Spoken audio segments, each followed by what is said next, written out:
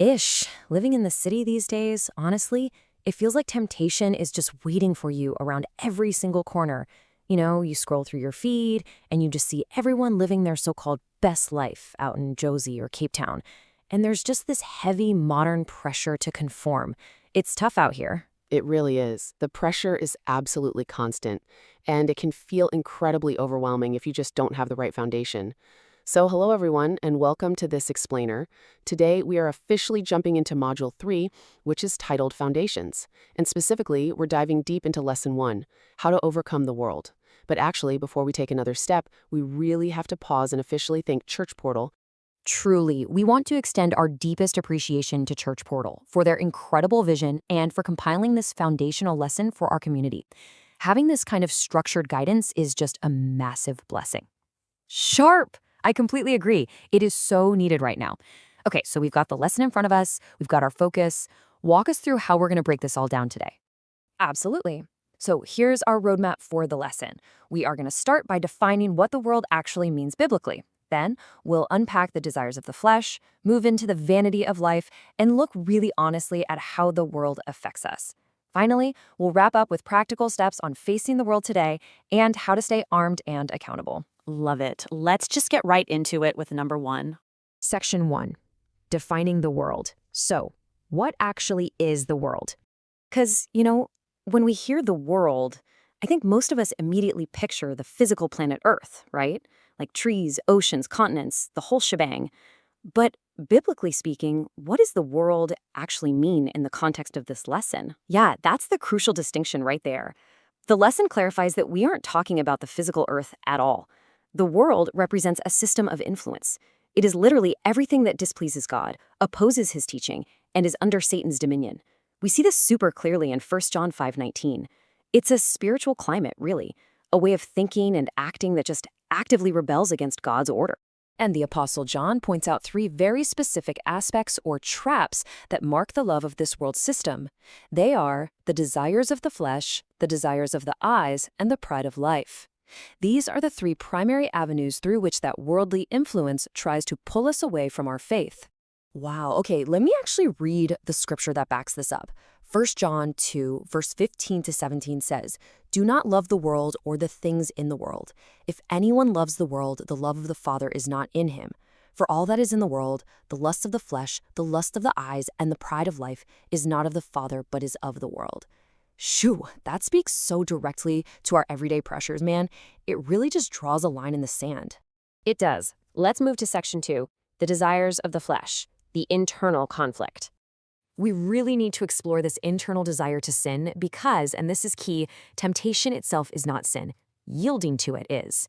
The flesh is that internal desire, whereas the world is the external system pushing on us. Okay, let's make this real for a second. Imagine a beautiful, young, black South African professional, right? She's absolutely killing it in her career in Sandton, working so hard during the week, but come Friday evening, there is this immense cultural pressure from her peers. The YOLO mindset, the if it feels good, just do it culture.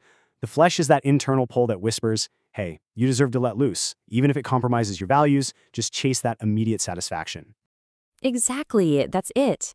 And the lesson unpacks this exact internal conflict perfectly, using Galatians 5, verse 17, which says, "For the flesh lusts against the spirit, and the spirit against the flesh, and these are contrary to one another, so that you do not do the things that you wish." Every single believer faces this conflict. The flesh impels us to do wrong, right? It seeks passion or enjoyment outside of God's boundaries. But the Spirit draws us toward love, joy, peace, and self-control.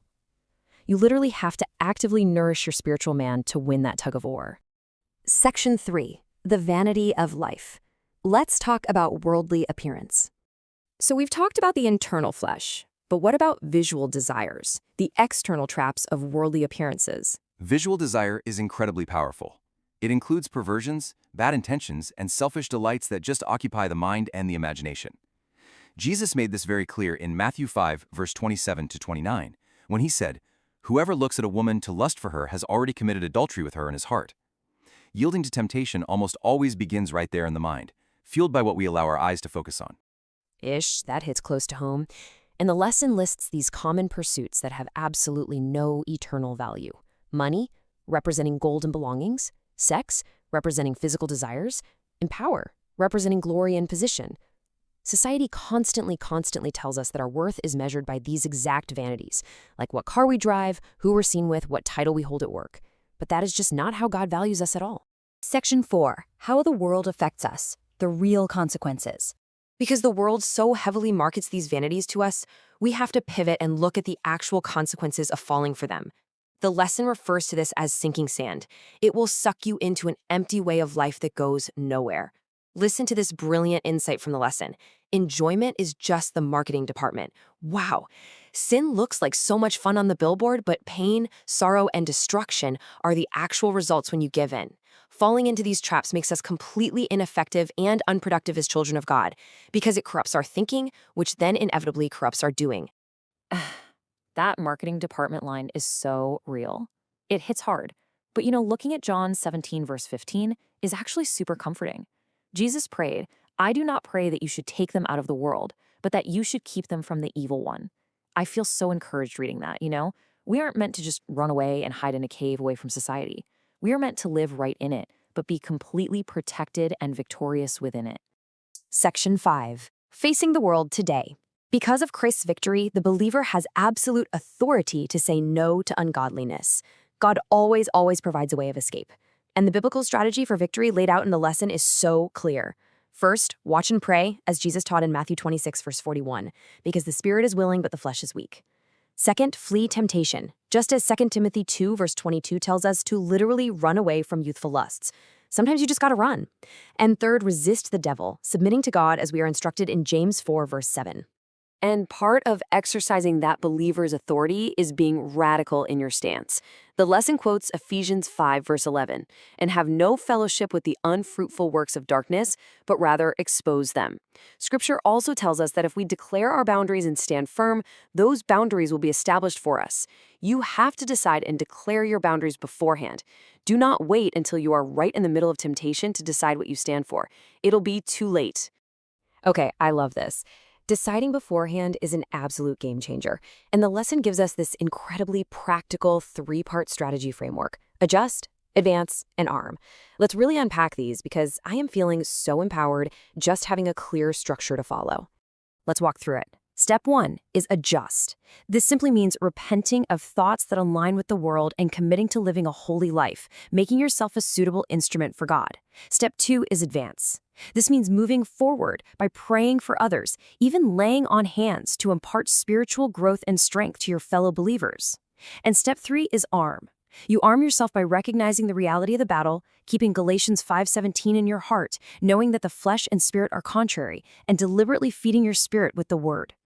Section 6. Armed and accountable. Let's talk about daily habits.